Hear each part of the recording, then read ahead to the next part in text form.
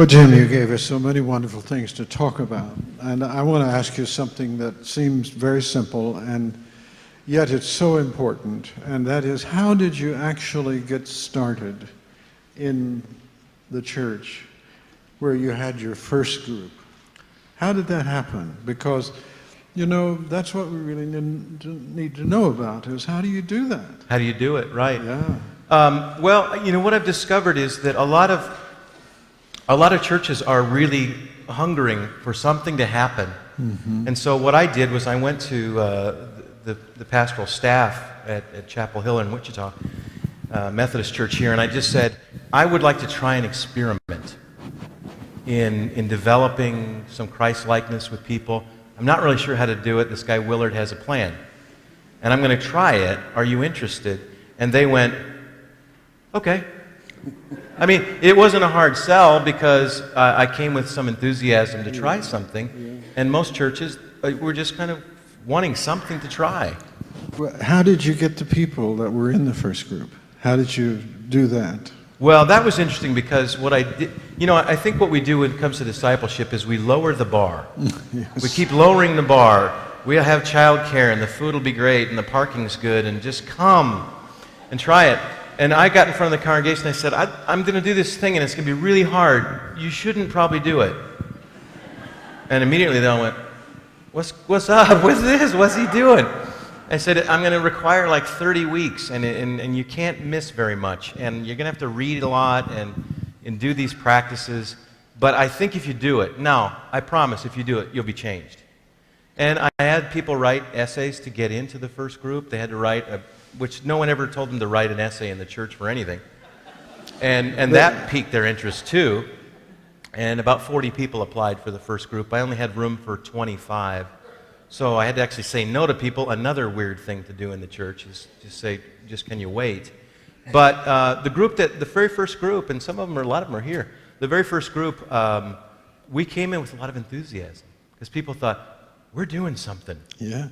And that was really exciting. I've often wondered, you know, in our churches we don't have any prerequisites. Mm-hmm.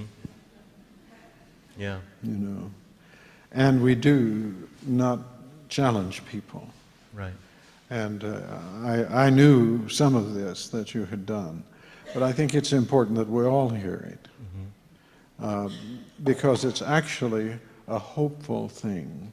Yeah. If we will present people with a real choice and say to them frankly, this will change your life. Mm-hmm. And I think that is really what Jesus did. I mean, he didn't make it easy to be a disciple. Right. And I think that's one of the mistakes we make. Let me ask you another question. You think God ever let you get away with anything?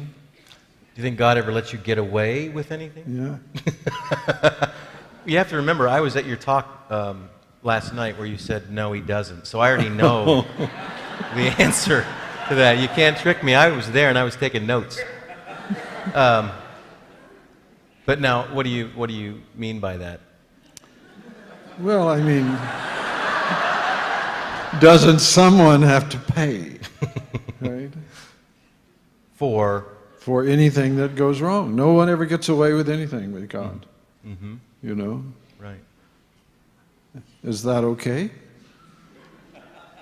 What if someone said, God actually let me get away with a sin? Mm-hmm. Would that upset theology? Mm.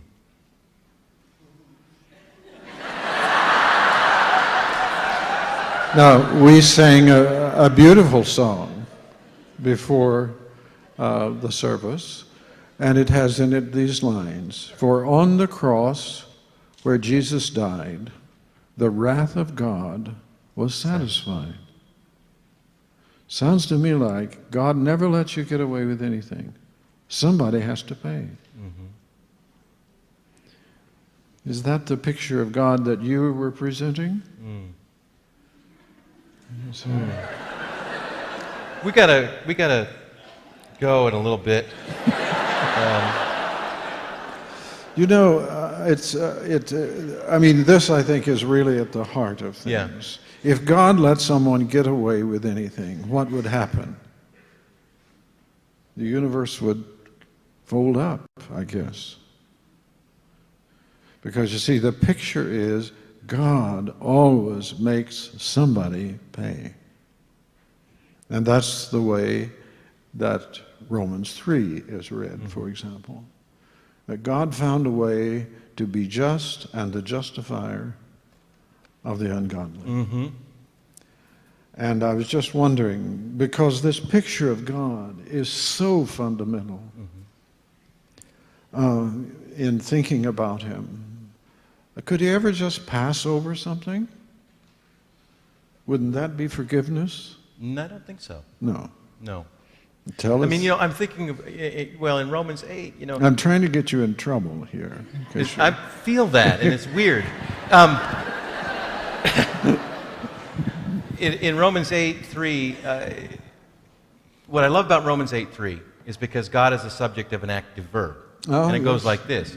For God has done That's right. what the law, weakened by the flesh, could not do, by sending, there's another verb, by sending his Son in the likeness of sinful flesh, and to deal with sin, yet another verb, so that the just requirement of the law might be fulfilled in us. Now, that's God doing that, right? Okay. I can't do it. So the answer to my question is, no one ever gets away with anything. Right. Okay. Am I right? Well, I don't know. What do you think? Suppose someone told you that your friend Bob, Christian Bob, as Yes, you like to call him, I used to do a thing when we taught called What About Bob? You remember the movie What About Bob? Yeah, and he took baby steps, and so when Dallas was being really hard, I would say to the students, I'd go up to the board and I'd draw a stick figure and I'd write Bob. And then I'd say, explain that to Bob, because he got really hard, and so the students liked Bob and thought it was funny. Okay, well now, I'm really putting some heavy theological pressure on this issue. Suppose you found that Christian Bob never let his kids get away with anything. What would you think about Bob? He never lets his kids get away with anything. Say, boy, he's a good dad. No? No, not feeling that.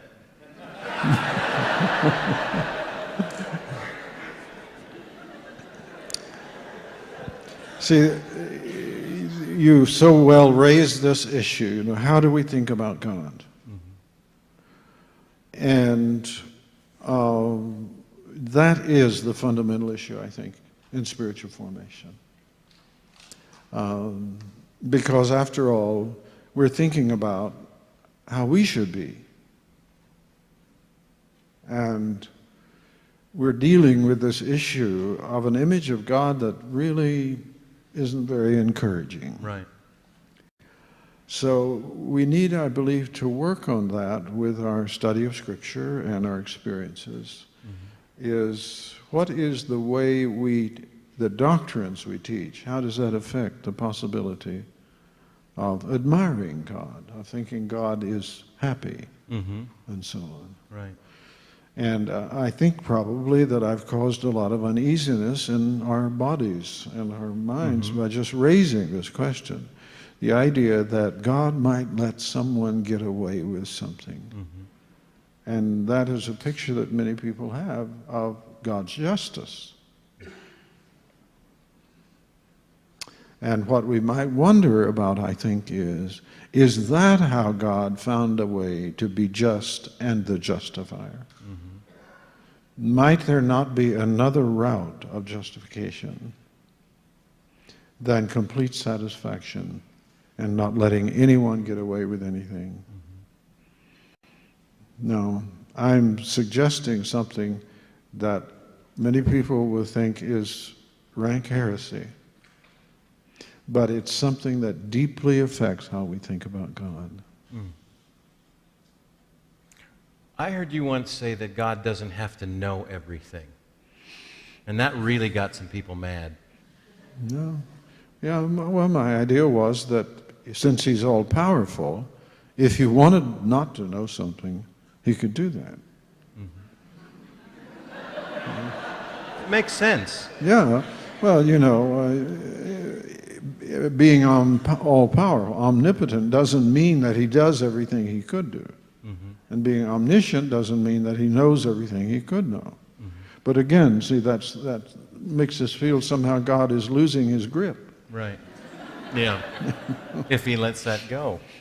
And so if you think God is really happy, and so on, how does he control the universe? How does he get people to line up if he's like that? Is there another way of thinking about God that brings the appropriate pressure on people to obey? See? And I think that when we go into this issue of spiritual formation, those ideas about God, we really have to work on. And if we aren't able to think that God has ways of dealing with issues that doesn't require him to be mean, that takes a lot of pressure off of how we think about God. But it threatens people because he's going to let someone get away with something. Right? I think we need to think about that. Yeah, and you're going to make us think overnight, aren't you? Well, I don't know. He does this. If it has come to that. He does this all the time. I've never liked it. No? I'm just going to tell you as a friend, I know why you do it, and it makes me think a lot, and I'm better for it probably, but it's still, okay, but will you tell us tomorrow what you like, will you do this to Scott, too, and Mindy tomorrow, and then, and James, and Eduardo, and then, Well, would you? you had a great presentation. Thank you. Oh, okay, that'll be the last word. Thank you so much. Thank you, Jim. Thank you. All right. Well,